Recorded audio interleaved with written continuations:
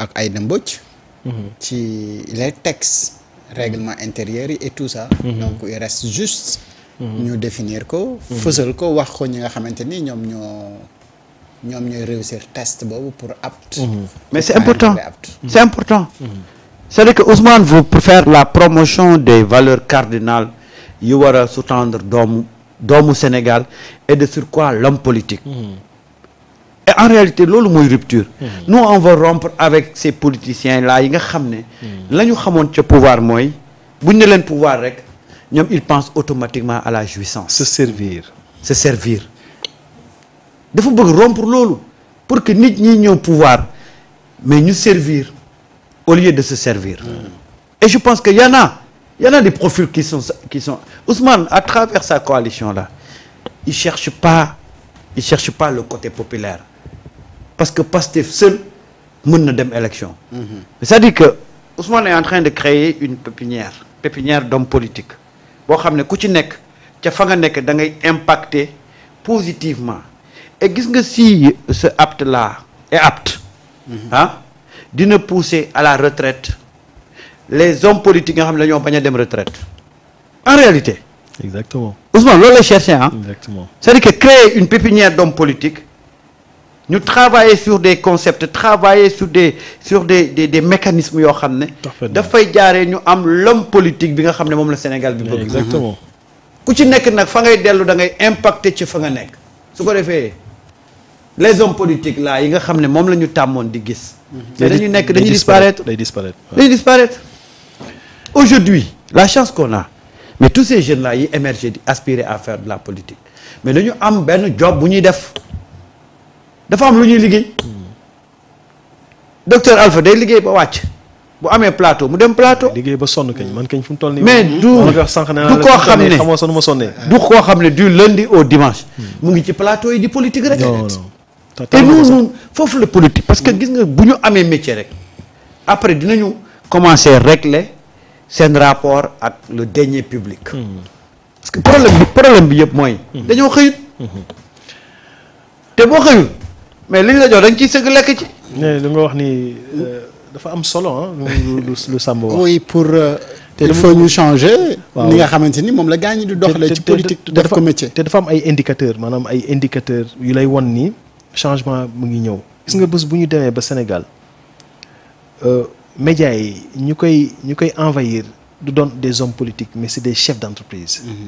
ci ngay xam ni nekkate jóge nañ maintenant ci maanaam cauchemar bu ñu nekkoon. parce que ñu ngi ci cauchemar.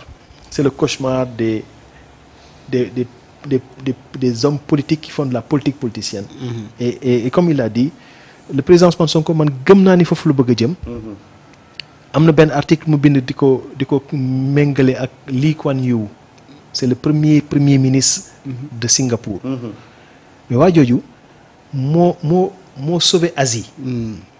xam nga dëkk bu ndaw comme Sénégal dëkk bu ndaw la ñu koy méngaloo sax un village de pêcheurs dëkk bu ndaw la Singapour lu ndaw la. mais waa ji dañ ko jox indépendance am mais il a transformé ce pays d'un pays pauvre. à un pays riche. maanaam revenu élevé. buy méngoog ay ñoom États-Unis fu mu toll nii. mais fenn rek la jaar fenn rek la jaar yor passeport bi ëpp doole ci àdduna. mais exactement te xam nga la moo nekkoon ces axes stratégiques. xam nga ñun ak le vision Sénégal 2050 c'est bonne gouvernance capital humain. nga boole ci économie compétitive. yaa ngi dégg ak dernier bi c'est kii la ñu koy waxatee waay.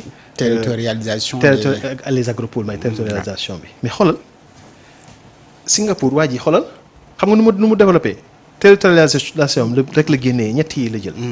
capital humain bonne gouvernance mais bonne gouvernance sa tàmbalee maanaam tolérance zéro. mais booy déglu ay kii am dafay wax day jël ay am benn jour dañ ko invité fekk nekkatul premier ministre mu jàkkaarloog député yi mooy leen xam ngeen ni su ma jëluloon les meilleurs d'entre nous fu ngeen toog ni yéen yëpp du ngeen fi toog. Ousmane Sonko si loolu la nekk ñun les meilleurs d'entre nous Ousmane loolu la bëgg a jël. mais ci biir meilleurs d'entre nous xam nga c'était dafa am ay critères ay proportions. bu ci ëpp solo mooy jubal jubanti ku jubul sérieusement mën nga tu peux être compétent te juboo bëri na fi Ouais. mais des gens xarañ carrément mais jubuñu ngir yàlla war a suli toog leen seen kër ngeen uti seen activité personnelle mais bu leen dugg ci nguur parce que fu mu toll nii sacerdoce la ci Ousmane Sonko apte boobu premier point bi mooy jubal jubanti Ah ouais. deuxième point bi compétence troisième point bi ainsi de suite man gëm naa ni bu ñu ko suivre fii ak 10 ans parce que dama gëm ni on va vivre nos 30 glorieuses Tout à fait. ñun fu mu toll nii maa ngi bientôt atteindre sama 50 ans donc suñu gëmee li Ousmane bëgg a teg 30 glorieuses mooy fii ak 80 Ouais. di nga am dund gu neex te 30 glorieuses boobu la occidentaux yi dund parce que tout simplement gis nañ ay leaders éclairés yu leen jàppale.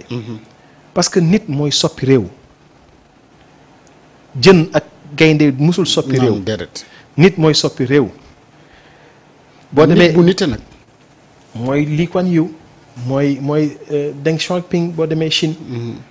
mais balaay Deng Xiaoping sax Mao ñëw na joxe fondamentaux yi de souveraineté nga xam ne dañuy gëm seen bopp. Mao dafa gëmoon boppam ba nga xam ne jaral na ko mu delloo bor bu mu amuloon URSS à l'époque delloo bor yépp d'un coup loolu créé sax famine jaral na ko nañu dee mais kenn duñu déshonoré. parce que URSS dafa à un moment donné dafa leen ne fay leen ñu suñu bor amul àpp loolu moo tax bor dafa dangereux. ku ngi koy seqal bés bu la jekkoo bu ko neexee mu ne la fay ma ba pare te xam ne nii yow pay mi dina la sonal. moo tax ñu war a def attention ci bor bi ñi salfaañee suñu boru réew mi ñu war leen képp justice war a def ci ñoom li ñu war a def ci ñoom. donc vraiment le chemin est long et on a un leadership qui est là ngir yàlla war a suli damay ñaan askan Sénégal. ñu bañ ko yàq bañ ko sonal. may ko ñaanal ko mu am wér-gu-yaram ak gudd fan bu fi jógee bu paree lu muy def. gëm naa ni dafay nekk succession de bon leadership. man loolu laa gëm c'est-à-dire que si on rate phase bi maanaam Diomaye ak Sonko nga xam ne déjà ils sont bons am nañ lu ñuy incarner benn intégrité boo xam ne c'est sans faille. dañu bëgg mu law après bëgguñu ku jubba di ñëw encore. ne dafay dégg naa Macky Sall di waxu dellu si quoi xam naa ne vraiment sama mbokk alpulaar yi vraiment moom parfois day toog xam naa laal tajine. non mais tajine la bilaay. rek na xaaral ma c'est ça vraiment. alors Samba lan moo tukkee ci conseil des ministres bi encore. alors il y a benn tweet bu honorable député Bakary Diédhiou def à l'instant même depuis l'Assemblée nationale. mu ne nous sommes en séance de commission avec le ministre de l'énergie, du pétrole et des mines, avec une présence des DG de ce ministère dont Jean-Michel Sène, DG Azer. Nee na le député Thierno Alassane Sall qui fait le tour des plateaux pour parler d'un imaginaire scandale a fui, préférant ne pas faire face au talentueux et teigneux DG. Nee na qu'il ne vienne pas en plénière devant les caméras pour nous perturber.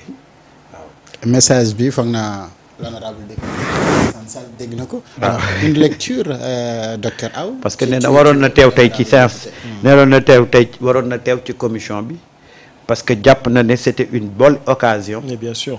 pour interpeller le DG de encore sur cette question. voilà mais nee na ñëwut. waaw mais xam nga loolu tam da lay wan ni la république des valeurs des fois dañuy nekk ci dans la république des voilà quoi. des fuites ou bien des voilà parce que tamit xam nga mënoo accuser nit ki ci presse bi tu te refuses. mais vous avez collaboré avec la république des valeurs yéen awale. oui. Ah oui, on a collaboré, on l'a même confié la tête de liste. Ndax ngay évaluer seen collaboration boobu ak non mais man personnellement Thierno Alassane on a de très bons rapports parce que effectivement même à l'Assemblée on se côtoyait xam naa bu ma gisee dina ma xàmmee bu ma déggee dina ma xàmmee mais même actuellement il n'est même pas au pays hein. Il quoi? nekkul même ci dëkk bi actuellement nii il est hors du Sénégal. Il est hors du Sénégal voilà mais ce que je retiens. c'est que c'est certainement quelqu'un qui a voulu bien faire au début mais il est rentré dans un engrenage de disons de déstabilisation des jeunes qui ont peut-être pris sa place. ndaxte xam nga booy ut nguur ba pare nga jiital république des valeurs ay valeurs. nga ñëw gis am ñu la ëpp valeur mën na créer ay jalousie ba dootoo gis dootoo xàmmee moo tax ñu ne jalousie baaxul. parce que la ngay bëgg a jaay gaa ñi joxe nañ ko ba noppi. gaa yi joxe nañ ko ba noppi léegi yow looy mën a def mooy ŋàññi ñooñu fexe ba ñooñu taq pour que yow sa valeur yi mën a génn mais loolu pour man c'est peine perdue et c'est pas une bonne stratégie dafa war a créer de la valeur ci kaw ñooñu maanaam ànd ak ñoom créer de la valeur mais yoon ci mu kanam ñu ngi koy xaar mu ñëwaat. parce que Azer man personnellement dama suivre dossier bi te lu mu leen wax nii mooy bi yow a ngeen jàpp ko c'est le jeune Jean-Michel il fait un excellent boulot mu ngi góorgóorlu ci tàkkal village yi donc bon boy bi il est très dynamique boo ko xoolee et te loolu dañ ko war a encourager. département énergie boo leen xoolee SOMISEN ils ont fait loo xam ne kenn mësu ko def dañu yokk dividendes yi ci budget de l'État. fu ñu ko jëlee dividendes yi les sociétés minières yi fi nekkoon doon banque seen loxo. te société boo gis bu banque loxoom rek am na ku mu di opérer illégalement am na ku mu ceebal. léegi loolu amatul léegi kenn ceebalatul kenn dañ leen ne yaa ngi di liggéey vous gagnez beaucoup d'argent ci suñu suuf ak suñuy askan fay leen état bi lu ngeen war a fay mu jógee ci presque 0 à 50 milliards de dividendes te xam naa dinañ ko gën a yokk ñoom.